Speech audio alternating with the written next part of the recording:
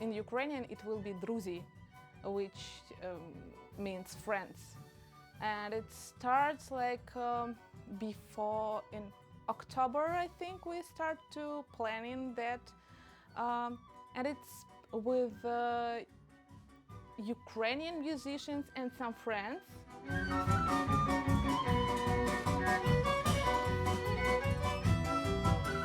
And I can say probably it's not the band, it's also it becomes to be an orchestra in some way. So the idea of making this project is because of all this stuff that happened in Ukraine last year, already 1 year, yeah, even more.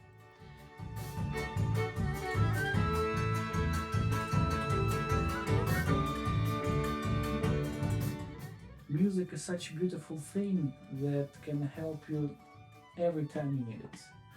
It can bring you all the spectrum of emotions you need in the time you need.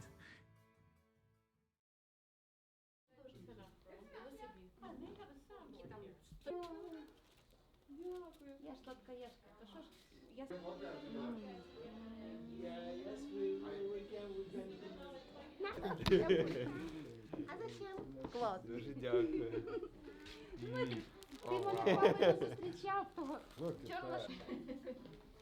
My name is Dmytro. I'm 33 years old. I'm from Ukraine, Kharkiv. I came here maybe 2 weeks ago because of war, and I was a musician for the whole of my life. But during this time, I was working as a cook. So how I been in Latvia, in Egypt, in Poland, and now in Germany, playing Klezmer music.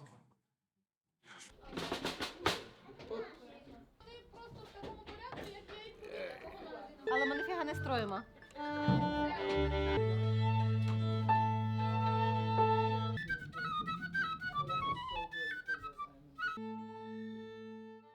My name is Olena Yeremenko. I'm Ukrainian. I'm from central Ukraine, the city called Kropivnitsky. In the Soviet time, it was called Kirovograd, and they changed. I'm really happy about it. I was studying musical academy in Lviv, in Western Ukraine. So I'm a professional violinist. I'm quite new person in klezmer music, I can say. I don't have big background, but it was even more interesting for me because of that. So I could play with so great musicians like Sasha and Craig and Mitya Gerasimov, the clarinet player, and Daria Fomina from Kharkov, the great clarinet player, and just a lot of people who knew about this music and I can learn from them.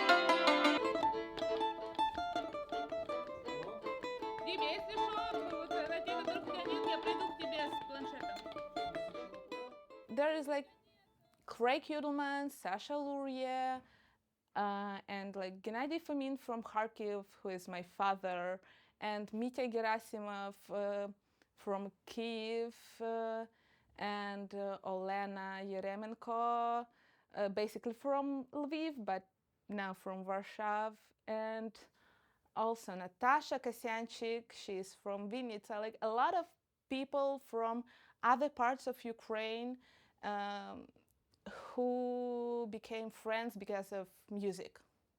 I'm Daria Fomina. I'm a professional musician from Ukraine, from Kharkiv. How I came to klezmer music, it was like I have no choice, to be honest, because like my father started to play klezmer when I was 7-8 years old, and he started to play with a great band named Kharkiv Klezmer Band. I attended my first Klezmer workshop when I was 13. It was scary because, like, my father, one of the best clarinetists in the world, and I, a little scary girl playing flute. And I used to play like a lot of time. I used to play like boop, boop, boop, boop, boop, boop, boop, boop, boop, boop, only that, because nobody let me play melodies.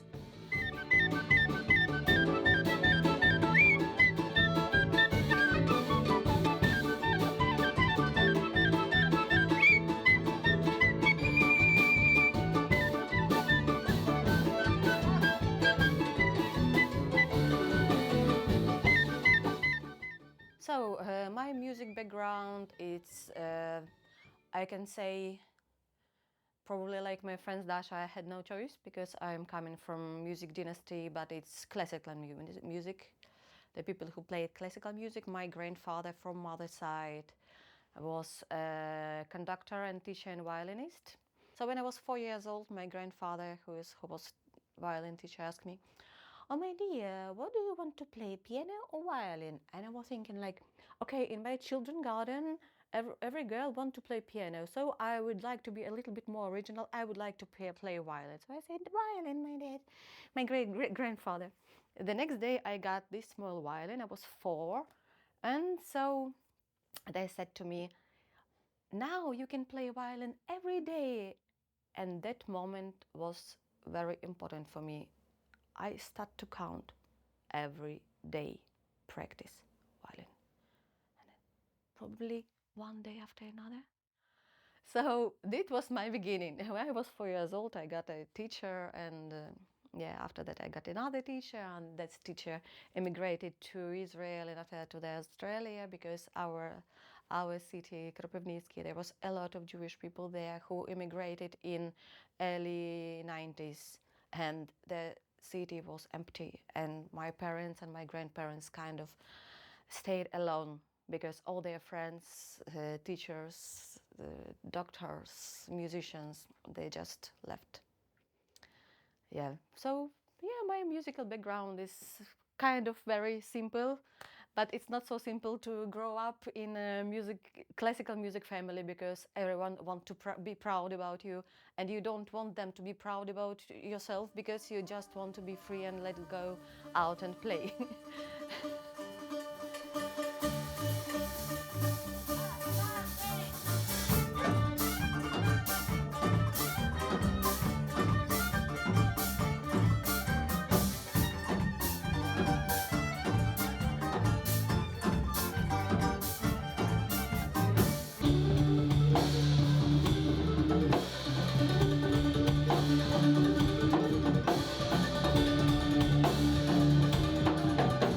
Started playing guitar from when I was 8 years old, and then I find myself in bass guitar.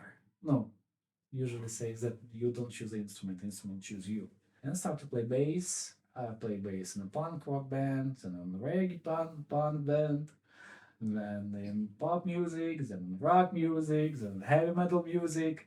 And I think that you must try everything in this world, in your life. Maybe a little, but you must. That's how I find myself in Klezmer. First time in my life I go somewhere to play with the band, not in my city, and especially in Europe. So everything that happens now is first time in my life, and I'm like really excited, and I'm look at it, discover, do I want to be like this? Because music always was like a part of my soul, and I play it just for myself, not for money, not for people. That's my Iceland inside of my soul. But now Dasha has shown me that music can be the job. They can earn money. But I'm still thinking, because I love also my job. I love to cook. 10 years I spent cooking. Now I'm cooking for Dasha. Dasha loves it. Dasha is my girlfriend. I discovered she's a musician, and her father is a musician, and very famous musician. Some time ago, and I was a musician too. So I was like, "Can you show me what you're playing?" Yes, okay, no problem. This is Klezmer music. I listen to the bass, boom, boom, boom, boom. Nothing special otherwise. But when you listen to it, you're like, maybe, but when you play it, it's like it's kind of different feeling because it's different music. It's not metal, not punk. You have to stay there. You must understand who is playing who. But in fact, when you in the band, when you play two notes, but with the band, it's a lot of energy, a lot of energy. And my father first like explained to me what to play and how to support the melody, and only like after some years he gave me really to play melody in cappella. And he really awesome clarinet player. He used to teach a lot of klezmer stars, that people who are klezmer stars now. It's like Ukrainian traditional music, really into klezmer, and it other ways it's also working, yeah.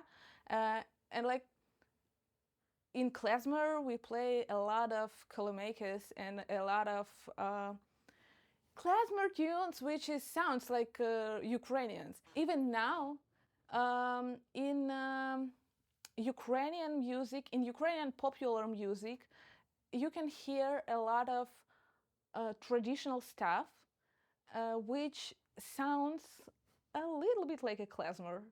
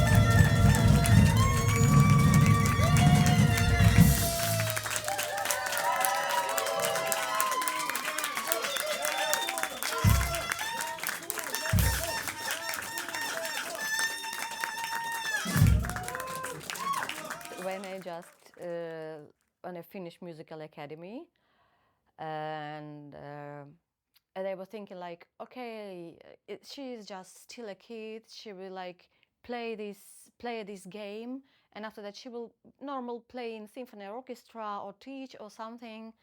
And I was already tired. I can say honestly, I was tired about classical music. I was boring to play in symphony orchestra. It's great, but please not for me.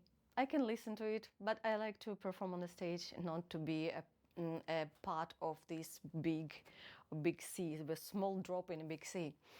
So, and in some years, my father invited my already ex-boyfriend, he is a great drummer, he invited him to play in his orchestra. But we had to move to Kiev.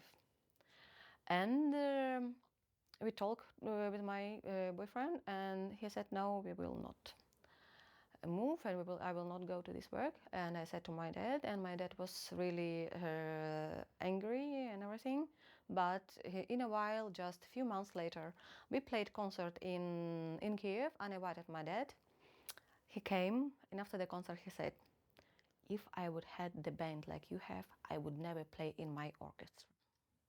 Yeah, I'm very excited. I'm kind of every second, every minute, I'm like, what's happened? What's happened? Oh, I'm gonna play.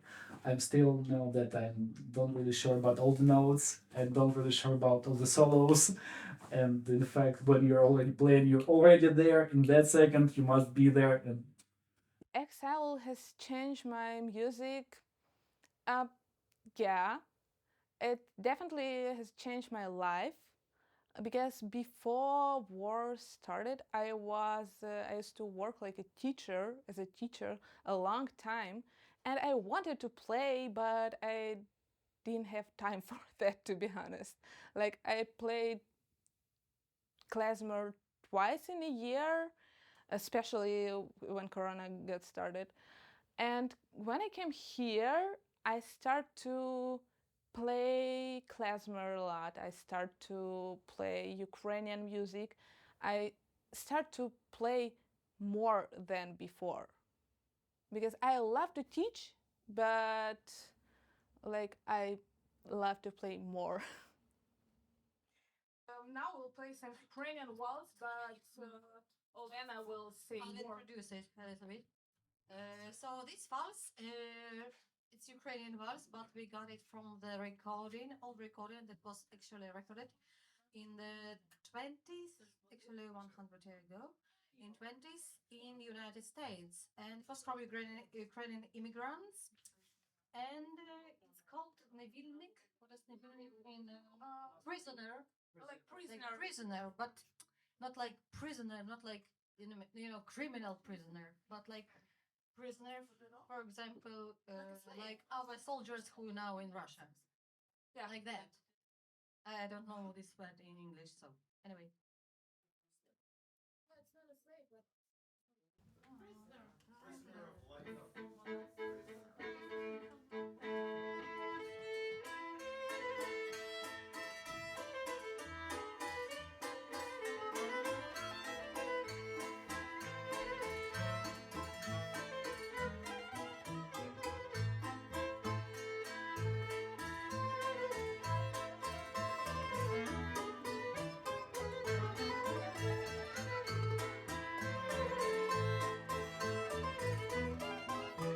In first days of war, I was still in Ukraine, in Kharkiv, and Kharkiv was bombed, and like in our basement was so nervous, small, 7 years old boy, and like for let him some calming, I started to teach him how to play flute. It wasn't really a lesson, but it was just like for his fun and like for calming. And in day when I left the Kharkiv in a railway station it was 4th of March. It was really a lot of people. I've never seen that much people in a central station in Kharkiv. And like we sit in the how to say it, in this in big hall in railway station. 1,000 people was screaming, crying. Soldiers start to shoot for calming somehow people, but it didn't help at all. And we, with my boyfriend, just started to play somewhere in a corner. Just started to play Ukrainian anthem, because he had a ukulele with him, and I had a flute with me, and we just start to play anthem, and somehow it helped, because not only for us, because like a lot of people just got quiet in that few minutes, for that few minutes, and like during that horrible, terrible travel, which was like more than 1 day from Kharkiv to Lviv, we played in train in other cities, because we had some stops. And first, what I did when I came to Hamburg, it was 11th, yeah, it was 11th, I think, of March. I found the piano and start to play. And like, I'm not so good piano player, but I used to play like hours, like 4 hours. I don't know how long it was. And maybe first week, it really gave me support, and I start to be so calming. I don't know how to say it in other way, but like I felt that, like, okay, if you're nervous, you should a little bit play and cry and like something, because like if you feel nervous, you play something what from like something from inside, like from inside, yeah, and it will let emotions go out. And like I really just played for hours and cry and play and cry in like 2 weeks or something. And after that, Sasha and Craig called me for a concert so rapidly, like, hello, are you free now? And I'm in Hamburg and they're in Berlin. Yeah, I'm free. Okay, please come to Berlin. We have a concert now. Our new project, DRUZI, that we started only in November, I want the project to continue its life, because it becomes to be not only band, it becomes to be a family like in every band, and we are more and more people there, and it becomes to be an orchestra. So after the last concert in November, I wrote to everyone that, guys, it was too good to stop it now, and everyone agreed. After that concert, it was the most crying concert in my life, because everybody on the stage used to cry. Everybody in the hall, like listener, was crying, because like one song made me like terribly crying. Like I hear only 2 words and I start to cry. It's like, so it's our second like meeting, like a project, and we plan, and I want really much to play in the festival in Warsaw. I want, after our victory in Ukraine, it will be very soon, I want this band to have a tour around Ukraine. And for sure, I want to go to the world tour and play in Carnegie Hall, on a Broadway, on Jewish theater, as much as possible, but probably not too much to be not so tired about playing music, and sometimes just relax at home with book, cat, and my boyfriend. So, and like I just have not plans, I just want to enjoy the life with all this brightness and the sea and ocean of sounds. life showed me that you can't get a plan for your life, but plan is not always worth it, because now I have some things that I even don't imagine I would like to have, but also I don't have the things I would like to have, but I'm happy with that I have. That I want to say, and be happy with things you already have. My plans, I want to play. I want to play klezmer, and like now some of my Ukrainian friends are here. They are not klezmers yet, but they want to.